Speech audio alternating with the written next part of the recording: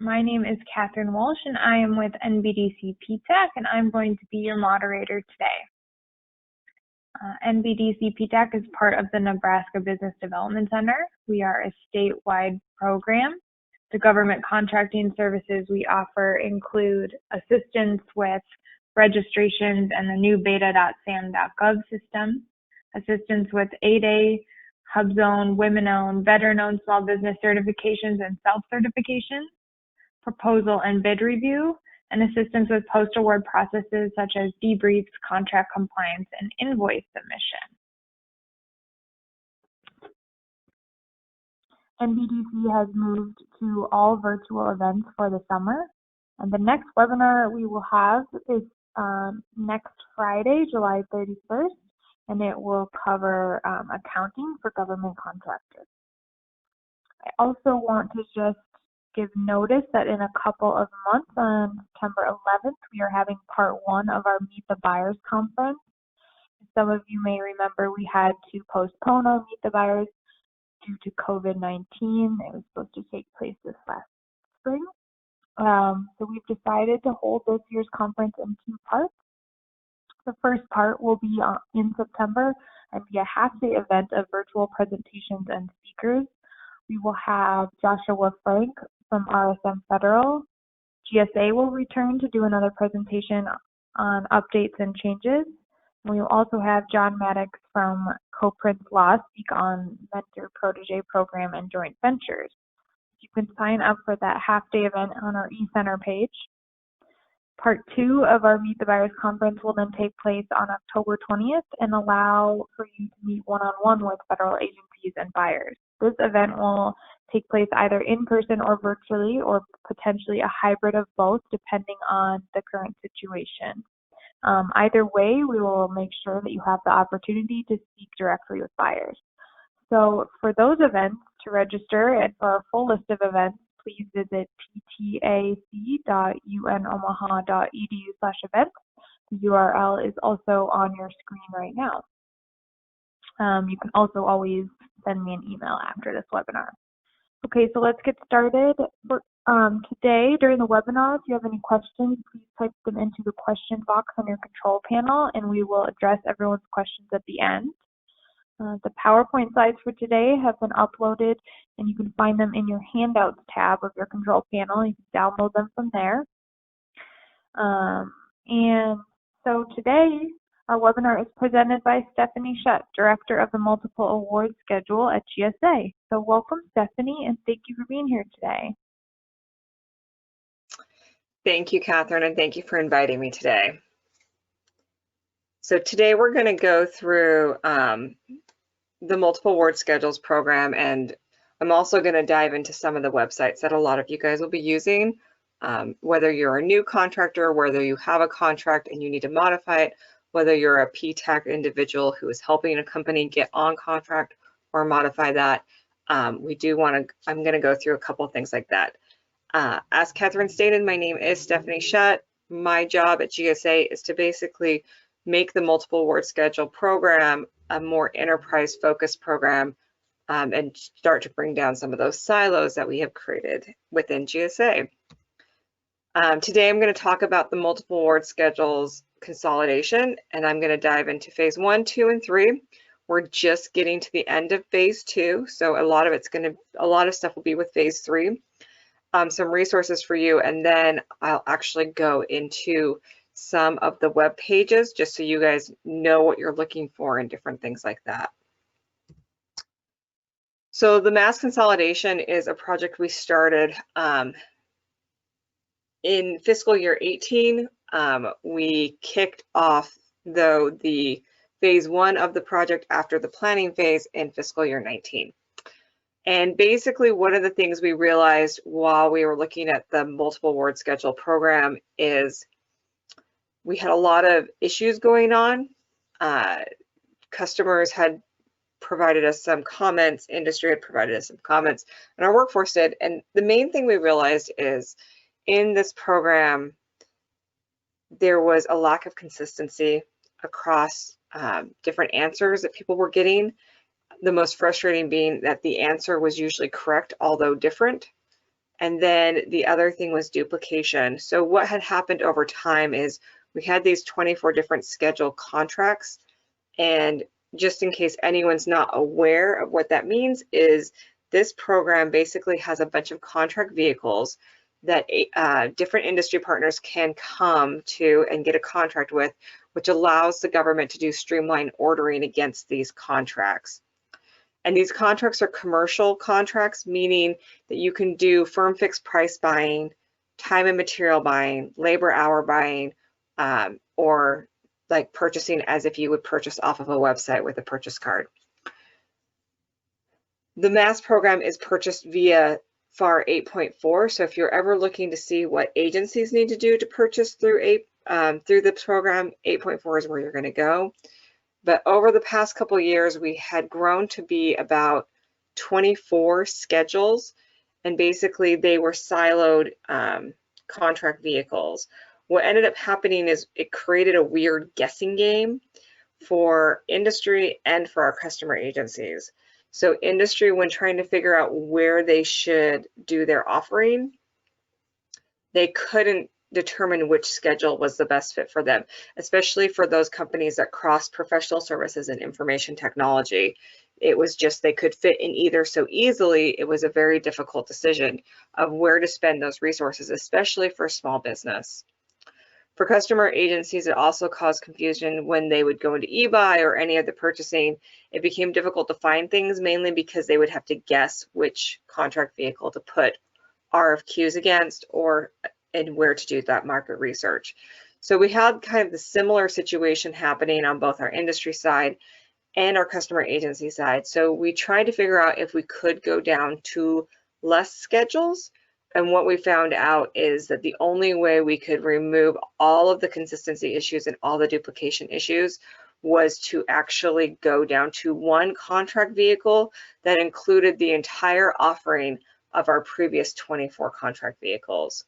So that resulted in a new solicitation being put out on October 1st, 2019, and also the retirement of our previous 24 schedules. This does not include the 9 VA schedules that we have delegated out to the VA. So schedules that start in a typical 65 numbering system, or if a contract starts with a V or a 36, these are going to be those VA schedules that are not part of this consolidation. We finished phase 1 at the end of fiscal year 19 and kicked off phase 2, which was to move our current contract base over to the new contract vehicle. So we're at about 96% of our contractors have moved over. We're in the last week and a half of that happening, and I'll go through in a little bit of phase 2 what that means for those people who haven't signed that MASS mod yet. In phase 3, we're going to start working with our contractors to get them down to one contract per contractor. That is most likely going to take quite a while to get done. So this will be a longer phase, but our main thing is to get those plans ready to go. So as I stated, in phase 1, we created a new solicitation, and we retired the 24 existing solicitations. And what that means is we reviewed all the terms and conditions and looked at all of them in the 24 different schedules, and we made sure we didn't add anything new. We just deleted anything that wasn't relevant and cleaned up any of the numbering that needed to happen. And the other thing we did is we worked on the special item numbers. The special item numbers are how we organize our schedules. So in the past schedules, they were based on a numbering system that each schedule had kind of defined themselves. There wasn't terminology or methodology in which they were going any which way. So we knew in this new one we did want to figure out a way to organize those special item numbers so that anyone who looked at them, they would look somewhat familiar. So we did incorporate the NAICS codes into that special item numbers, because then at least you're really only looking up one thing from when you register your company in SAM and you select those NAICS codes to go with your DUNS and all of that kind of stuff. It will translate more easily to our special item numbers. We also did organize the new solicitation by category for everyone to see, and those categories align with the category management that OMB is doing right now. So next thing I wanted to show you guys is what the solicitation looks like. You go to beta.sam.gov, you can do this. So one of the things that I do know is every time we update the solicitation, it's a little bit different in beta.sam.gov than it is in FBO. So in FBO, when we did what we call a refresh, which is what we do when we update any of the terms and conditions or anything like that, it would just replace the whole file and you would only have one option. In beta.sam.gov, it does keep the different historical versions going on. So if at the very top of this screen on beta.sam, you ever see a green little bar that says there's a more current version of the solicitation, go there now. Definitely go there now. The main reason is because when you get to the lower part of the solicitation, these links will not be hyperlinked anymore. So you're going to know you're in an older version of the solicitation if these links are not hyperlinked. So what you actually need to do when you come here, as you can see, we've got all the different files you would need for anyone who's coming on contract, or if you're doing a modification to add a new SIN and you need to go through those requirements, this is also where you could go as well. At the very bottom, the number one thing that you need to download is the solicitation. The solicitation is the base terms and conditions, but this also includes the instructions on how to get on contract. So you're going to want to download this first. This is the main thing you're going to want to download. You're going to want to make sure you read it. If you guys have not read it, especially for those in the PTAC, I would recommend you do so. And then based on your offering, that's going to determine which attachments you want. And if you're not sure what your offering is, you can always go to eLibrary and use keywords to figure out which special item numbers they are. And based on that special item number, if you click on number 15, the available offering, it will provide you all the special item numbers that you can look through, and it will tell you the large and subcategory. Based on that large category, you will see here we have all the large categories here. So whether it be travel, transportation and logistics, security and protection, whatever that is that you're selling, you only need to download the category attachments that apply to what you're actually going to be selling. So you just need to pick on one of those of what you need to do. And so a majority of people, a lot of them are picking professional services, which is attachment 9, or information technology, which is attachment 7. So as you go through this, for the PTAC people, I would recommend that over time you kind of look into each of the category attachments, and when you go into these category attachments, this is where the additional terms and conditions will be that are specific to that large category. There could be additional ones that are going to be specific to the subcategory, and there are going to be ones that are specific to the special item number. Wherever possible, we did try and raise those terms and conditions to a higher level. So we didn't want to repeat those terms over and over and over again, which is what we had done in the previous schedules. So we tried to roll them up into categories and subcategories. One of the categories that everyone will want to make sure that they do read closely is the miscellaneous category, because in there is going to be a subcategory related to complementary SINs, and these are your ODC SINs, so your ancillary supplies and services, introduction of new products or service, which introduction of new products and services really should be something that we're going to be looking at more closely, because we really want to make sure it's really something new and is not covered in a different area. It's going to have the order level material SIN, which is the only SIN that does not require a price list associated with it. And the OLM SIN has unique terms and conditions with it as well. But also know if you are getting your contract for the first time, your OLM SIN based on the large categories, subcategories, and SINs you've selected, that determines whether or not you're applicable for the order level material SIN. And if you are, you will get a mass modification right after you get awarded to add that SIN in. So while you're getting your offer together, just know that the order level material will not be a SIN you can select to actually put on your contract. But it also lists in this attachment which large subcategories you're going to be looking at to see where it would actually apply. So another thing we did is we moved all of the templates from the solicitation and we put them in GSA.gov. The reason being is every great once in a while, we do make a mistake, and instead of waiting for a full refresh of the solicitation, this allows us to quickly update that template and put it back on the web so that everything is always new and fresh at all times and you guys have the latest and greatest. There is a lot of stuff in here, and I'm actually going to, at the end of this presentation, before we open it to questions, I am actually going to go into this website for you guys and kind of go through what is important and what you really need to make sure that you understand and where to find different information. But one thing I do want you to notice is we have the roadmap, and this is mainly for new schedule offers, and then we have schedule contractors, and this is for your post-award. So this is your welcome package, this is your modification guidance. All of that kind of stuff is something that you want to look into. So we finished phase one. As I stated, we did release the new solicitation. We've closed off all the legacy solicitations, and all legacy offers have been awarded and have received the mass modification to move to the new schedule. So we'll no longer have any new awards under any of these legacy schedules.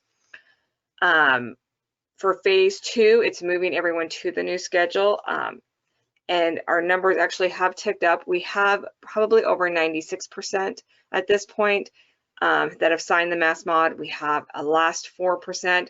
We will definitely be contacting you. So if you have a contractor that you know has not signed the mass mod, or you are a company on this call and you know you have not signed the mass mod, and the easiest way to do is to type your contract number into eLibrary.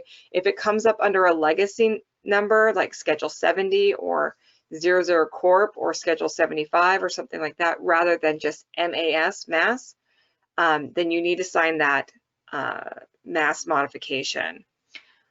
We did email it to every active contractor. Now, if you're an active contractor or you have an active contractor who does not keep their point of contacts up to date, chances are we may have some old information. So just making sure that point of contact information is up to date at all times is very important. If you were in the queue to be awarded under a legacy schedule, we did provide that mass mod when they were awarded on a weekly basis. All of those have been completed at this time.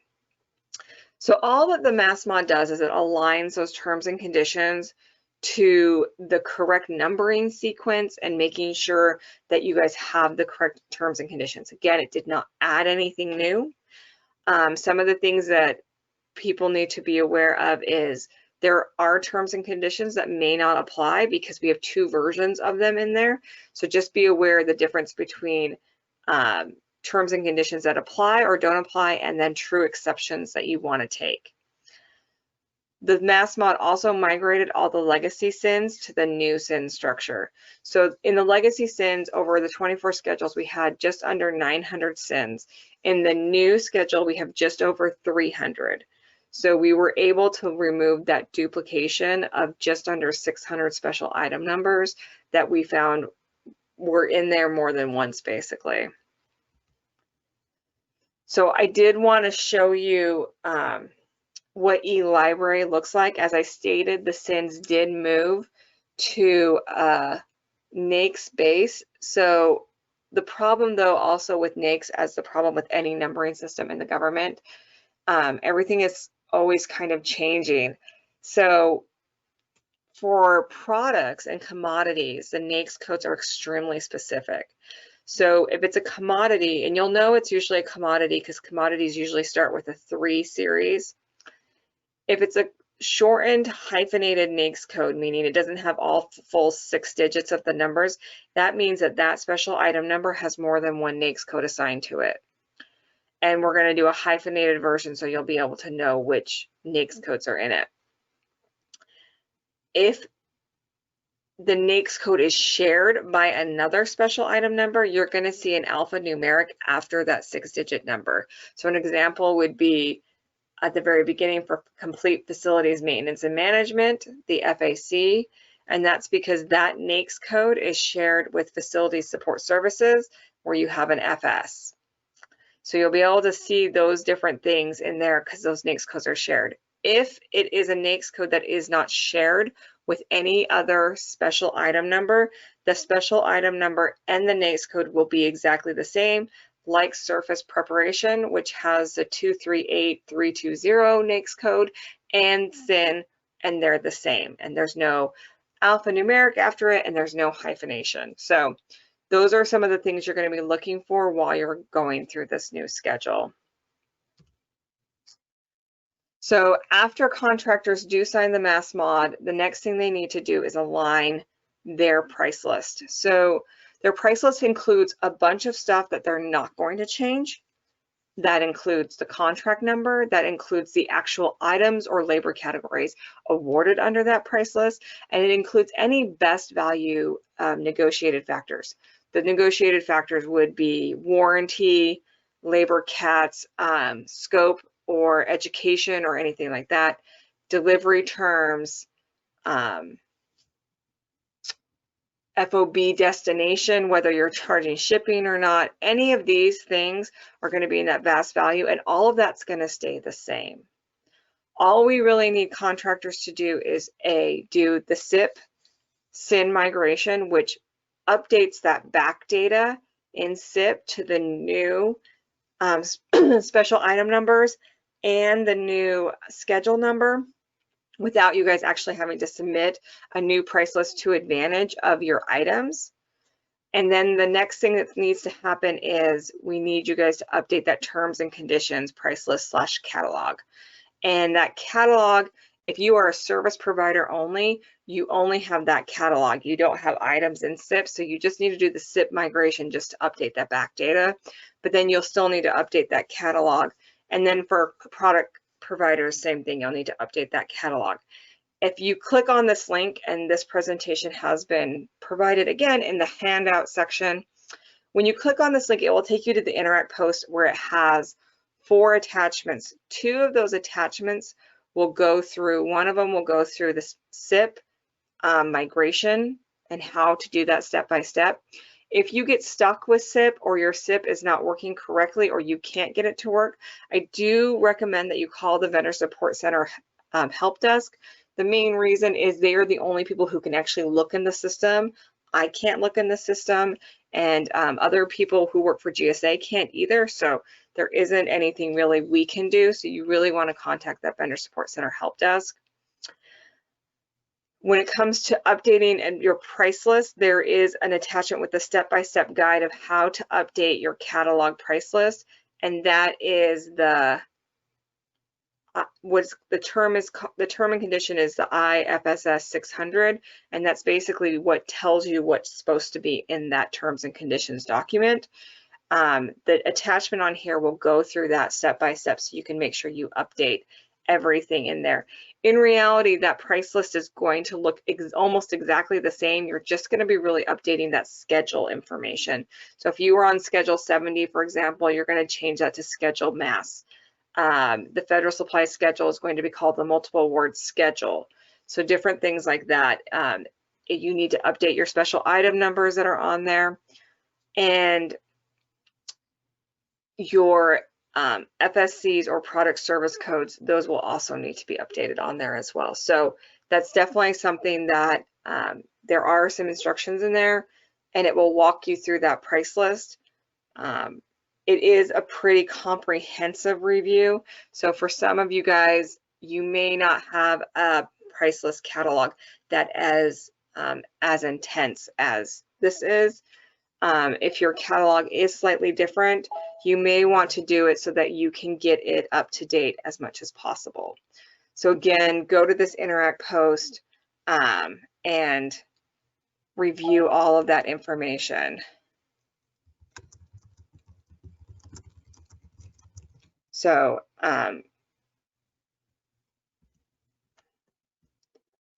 next we're going to be doing our phase 3, which is getting down to one contract. So phase 2, which is doing that mass mod and those price lists, is going to end on July 31st. What that means is if you've not signed the mass mod, you're not going to show up on eLibrary anymore, because as of August 1st, we're going to take down all the information about our legacy contracts.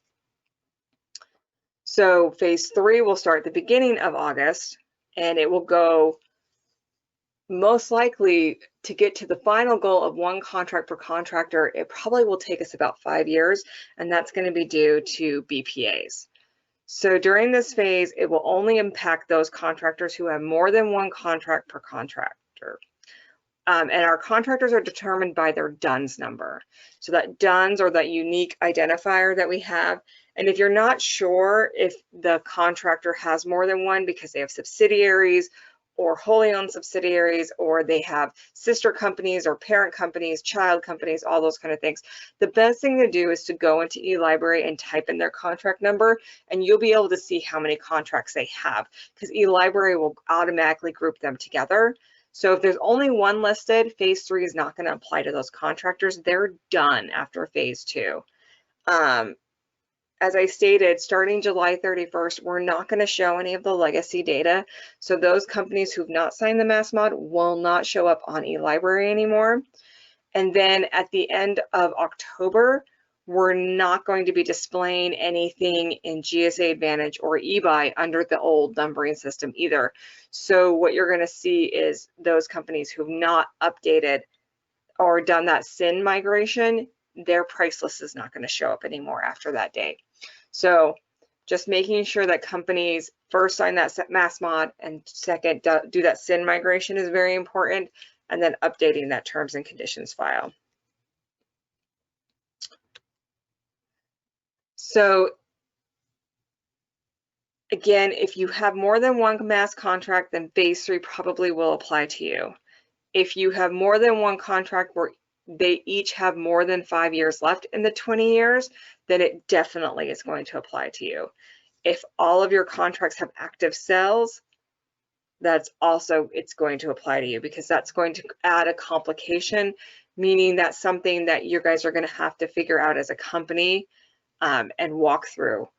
If you have duplicate offerings on different contracts, these are where you're going to see opportunities to get down to one. And you're going to only do it for contracts who have the same DUNS number. I know I get a lot of questions from companies that have parent companies and a bunch of children companies underneath them, or subsidiaries, or they've bought or sold companies, all those kind of things.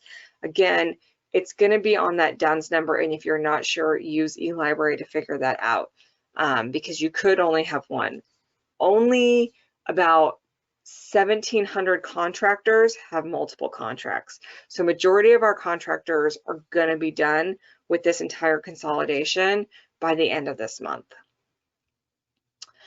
The reason we ask all of these questions are for people to kind of figure out what they are doing with phase 3, is because we're going to be doing phase 3 through working with industry to have them do modifications to a contract that they're going to go forward with, just like you would do if you were doing a follow-on contract.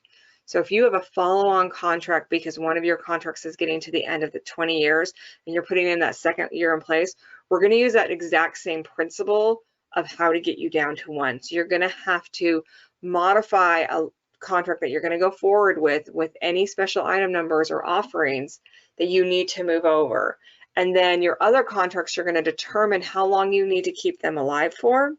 And that's going to be based on active orders and blanket purchase agreements, because we don't want any blanket purchase agreements to accidentally be killed off because you ended the contract too soon. So the BPAs and the end has to be before the end date of the actual contract. So if we end the contract too early, it will automatically cancel that BPA. So things like that are things that we want to make sure people they're thinking about. So we're going to be sending out, as of the first week of August, we'll be sending out checklists and different things for companies to think about. You're not actually going to have to start phase 3. It is fourth quarter, so we really want companies to focus on quoting against RFQs and fulfilling orders, not trying to get down to one contract. So that's definitely something that we would prefer people to focus on. We're not actually going to require people to put a plan together until starting in January of next year, and we're going to work on the plans the entirety of next fiscal year.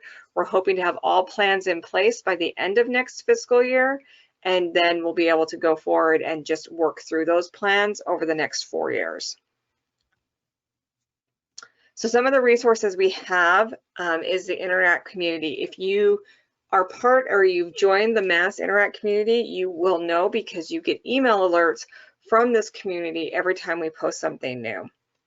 If you do have questions, we do have an email, masspmo@gsa.gov.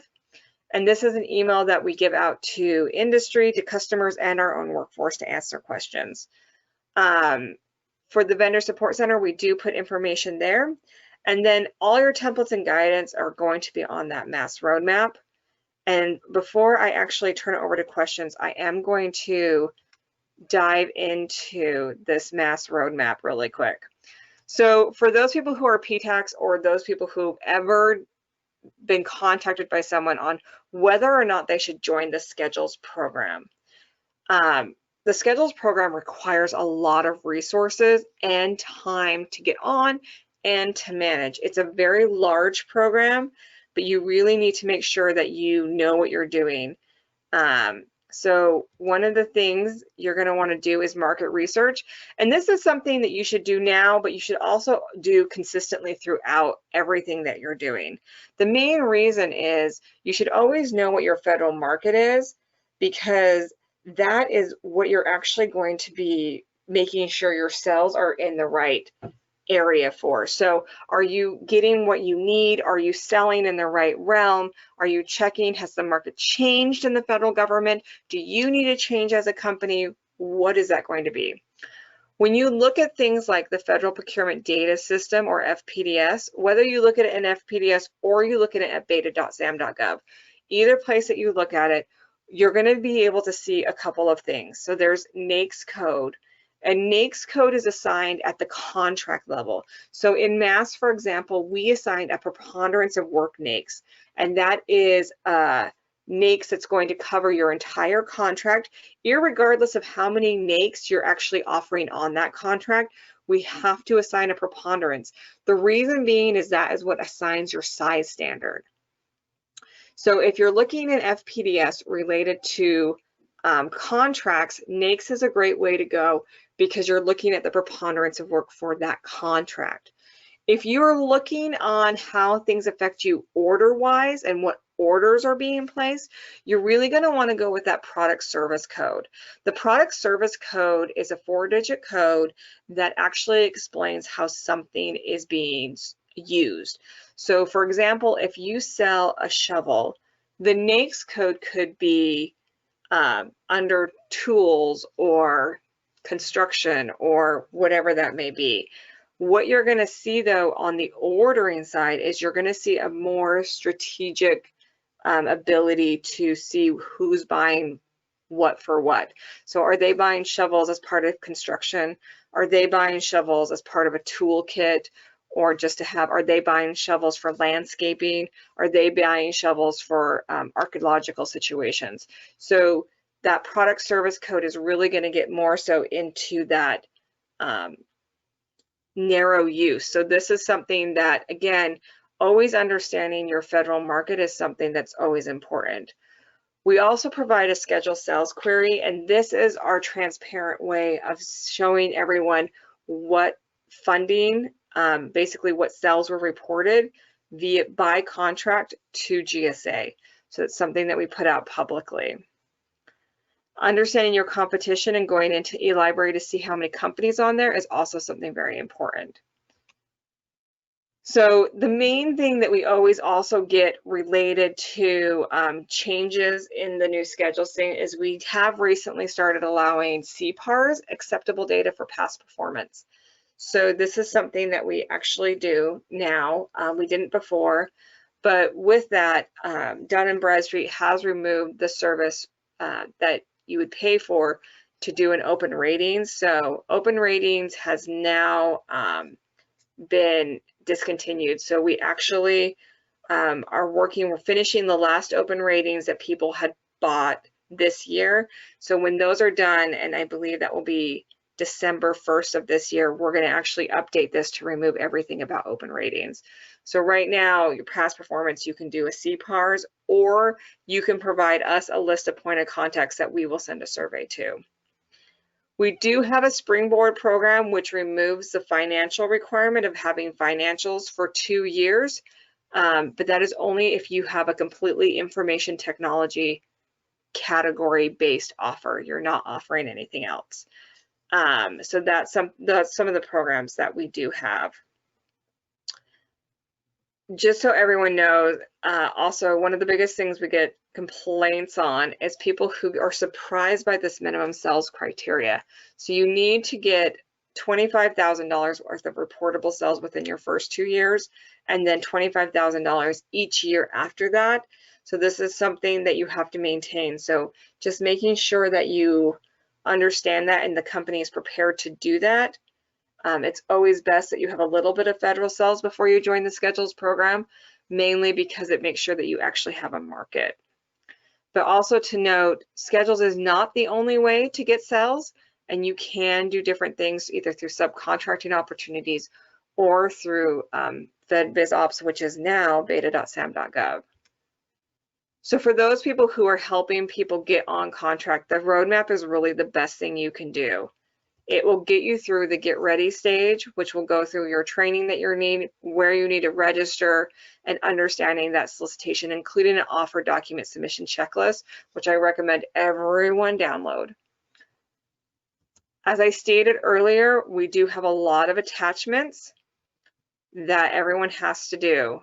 So when you are doing an e-offer, the very first thing are the ones that are required for everyone.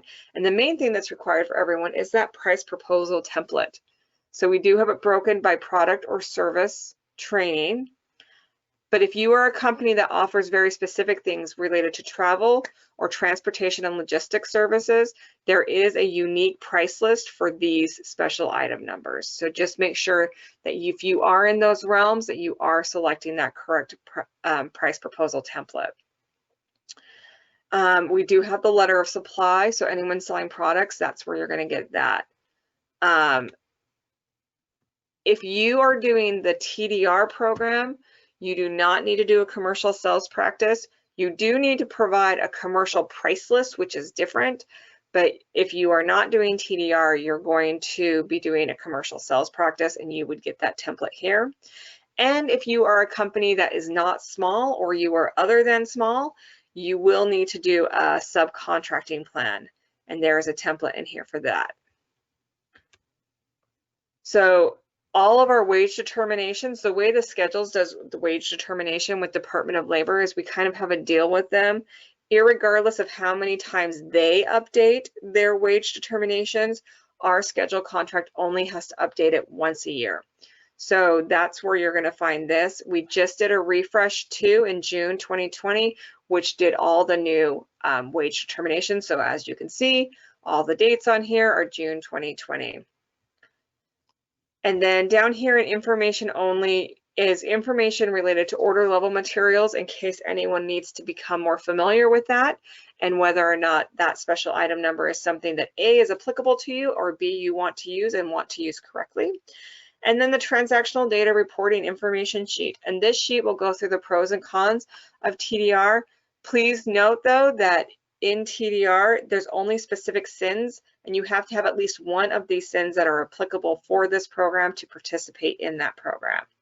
So if you're not sure, if you click on this available offering up here, it will list all the special item numbers, and if you scroll over, it will actually tell you whether or not it is a TDR applicable SIN. You just need one on your contract for it to actually be a TDR offer. So down here, we have all the category specific attachments, and based on what category you are looking into, this will determine which ones you need to actually do. So as you can see, there are different documents for different things. So if you go into here and you see that the category you're selecting is one of these categories, you're going to want to click on that and just make sure that if you're offering a SIN that's listed there, that you do fill out that template so that your offer is complete. So these are the main templates. The assemble your offer and finalize your offer will go through step by step the different things that you can do for your offer.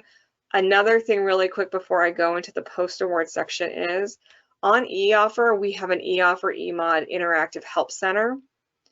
This is something that is very good to look at. The main reason is it goes through those screenshots of eOffer, but sometimes it will also tell you what those things mean. So for example, if you're preparing your eOffer and you need to, let's say, add your negotiators, you can actually go through these screenshots, and it will tell you what you need to do, what you need to add. You'll go through all of this, and it will give you helpful hints afterward. So you will know exactly what you need to do. This will go through everything in eOffer. And then if you go back to the table of contents, it will also go through everything in eMod. So one of the things we get a lot of questions on is term and conditions modifications, specifically related to cooperative purchasing right now. So because we moved the cooperative purchasing, which allows state and local governments to purchase from the Schedules program at any time, where normally it has to be through disaster recovery, to the special item number level, there are some contractors who previously did not have access to doing cooperative purchasing who potentially might. So you can actually use this mod type and it will walk you through everything that you need to know on how to do that cooperative purchasing, and it will tell you to select for that SIN, that thing. You will know if your SIN is subject to cooperative purchasing because it will say subject to cooperative purchasing after the title in the special item number. So that's something that if you've never used before, this help center is immensely helpful. And I do send it to a lot of people all the time. I send it to contractors all the time so that you guys, they can go through that, but it also will help if you are in the PTAC, just making sure that you know what those screens are going to look like before a contractor gets there. The other thing we did with this consolidation is we did make the post-award more consistent. So we'd already updated the welcome package, and this is something I do recommend if you are in a company and you are ever changing out people and personnel and you get a new point of contact that is taking over this contract, this is definitely something that I would send them to, is this welcome package, because it walks them through everything they're going to need to know related to taking over the schedule contract. The next thing I would say that is really important is going to be this contract requirements modification guide. So right now, as everyone knows, we are in the midst of a pandemic. And what that means is we have started making a few allowances that are temporary allowances to make sure that we have enough supplies for the federal government and allow a lot more flexibility related to bringing those supplies to market.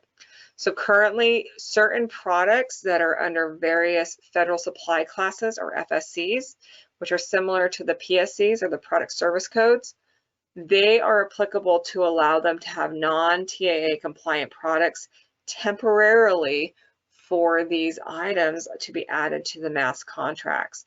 So if you have a contractor who does sell products and you have not added those products because you were not able to get a TAA version of it, but it is something that is needed for the pandemic. This is mainly PPE items, the personal protection equipment. So it's going to be masks, hand sanitizer, things of that nature are going to have these exceptions. So, and again, this is temporary. It is something that we're only doing during this pandemic. We are also allowing temporarily essentially the same products, and basically what essentially the same or ETS products are in FAR 8.002.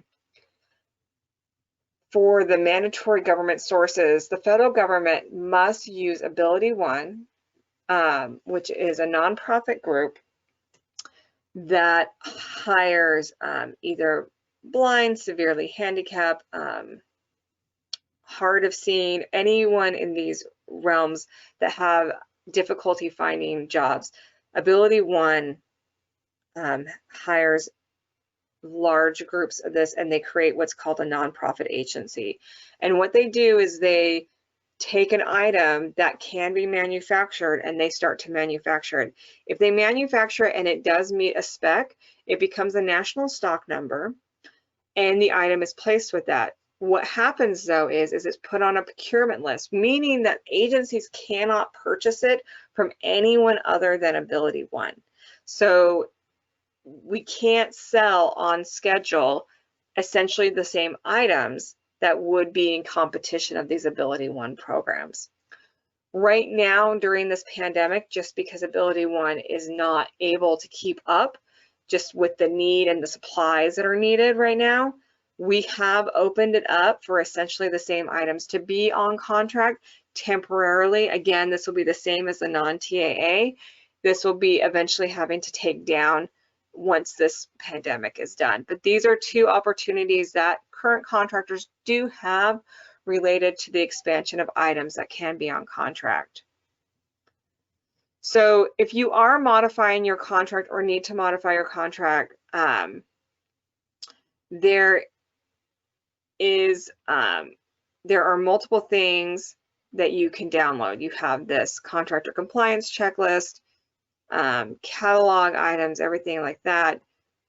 You have your price list. So if you ever need information about your price list, that's all there as well. IFF, all of those kind of things are there also. So you can go through all of those.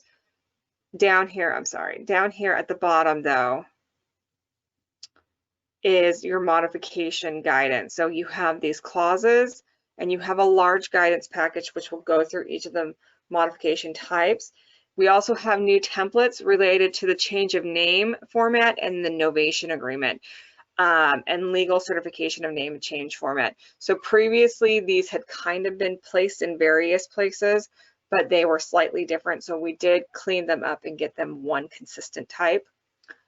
Another thing we have is we have the modification price proposal template for services and training and one for products. Samples here and here. These are ones you can look at that actually have things filled out if you're just confused on what you should be putting in that template. So if you're not sure what you need to put in that template, this is a great place to look to kind of go through those different things, because I know a lot of people find it easier when you can actually look through something that someone else has already filled out to kind of jog your memory of what needs to be going in there. So these are different things, but also over here, we do have brief trainings that you can also watch as well, which is an actual live training that they have. So those are the main things in the websites I did want to go through. Also, just so you guys know, and I'll show you really quick on here, eLibrary in about a week and a half is going to change. And what that means is when you go to the search engine in the near future, so right now you see the multiple award schedules, the blanket purchase agreements, IDIQs, GWACs, and networks and telecom. When you go under here, you see the main schedule first, but then you see all of these contracts here. After August, over the weekend of August 1st, this will be updated and all of these contracts will no longer be seen. So it will only show this contract. Then it will show these 621, and 65 series. These are the VA contracts. So the only thing that will be left in this tab will be our stuff and the 9 VA contracts. So again, if your contract starts with a V or a 36, you're in the VA, you are not part of this consolidation.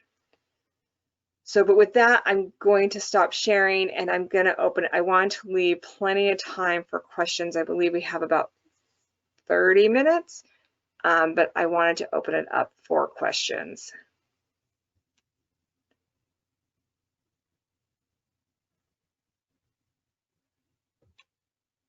Thank you, Stephanie. Right now, we don't have any questions yet. I will give people a few moments to type them in the question box.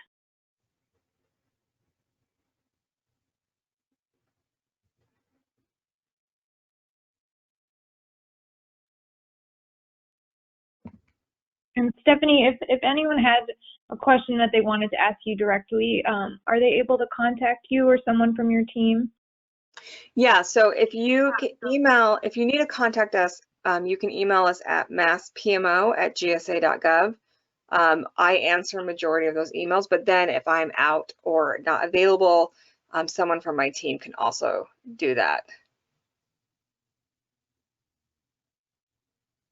Okay, great. It doesn't look like we have any questions, and maybe people will have more specific questions as they kind of sift through all the information that you gave us. Sounds good.